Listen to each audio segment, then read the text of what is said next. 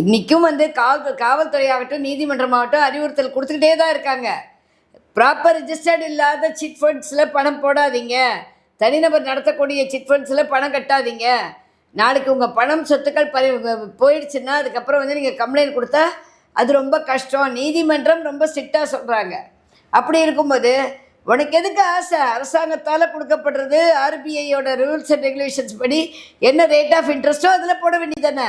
அதை விட்டுட்டு 120 ரூபா வட்டி 110 ரூபா வட்டின்னு கிடைக்குது அப்படின்றதுக்காக கொண்டு போய் கொடுக்கும்போது அதனால் பாதிப்பு தானே வரும். அப்போ கண்டிப்பாக அதுக்கப்புறம் தெரிந்தே செய்யும் தவறுக்கு சட்டம் பொறுப்பேற்க. அதே திருப்பி சொல்கிறேன் நான், வாலண்டி நான் ஃபிட் இன்ஜுரியா.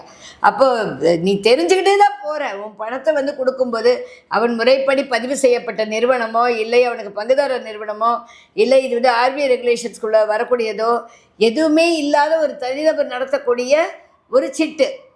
அப்போ அதில் நீ பணத்தை கட்டிட்டு என் பணத்தை தூக்கிட்டு ஓடி போயிட்டான்னு போய் காவல் நிலையத்தில் புகார் கொடுத்தா காவல் நிலையம் என்ன செய்ய முடியும்? வழக்கு தான் பதிய முடியும், காசை வாங்கி தர முடியாது.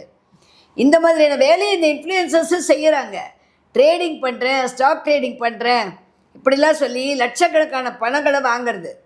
சரியா? அதே மாதிரி இதே இதில் தான் வந்துட்டு யூடியூப் சேனலில் நிறைய பொய்யான மருந்துகளை அறிமுகப்படுத்துறது, குழந்தைகள் சம்மந்தப்பட்ட விஷயங்களை பொய்யாக அறிமுகப்படுத்துறது, இந்த மாதிரிலாம் செய்யும்போது மக்களுடைய வாழ்நிலை பெருமளவு பாதிக்கப்படுது.